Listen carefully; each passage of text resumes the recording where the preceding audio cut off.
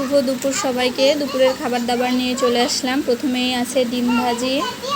আজকে খাবার প্লেটটা নিয়ে চলে আসলাম।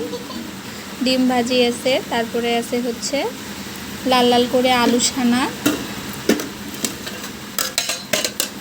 আছে হচ্ছে গরম গরম ভাত,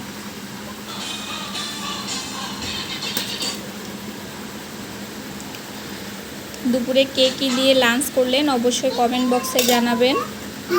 হ্যাঁ, গরম গরম ভাত আছে, তারপরে আছে হচ্ছে আমার স্পেশাল ধনেপাতার চাটনি।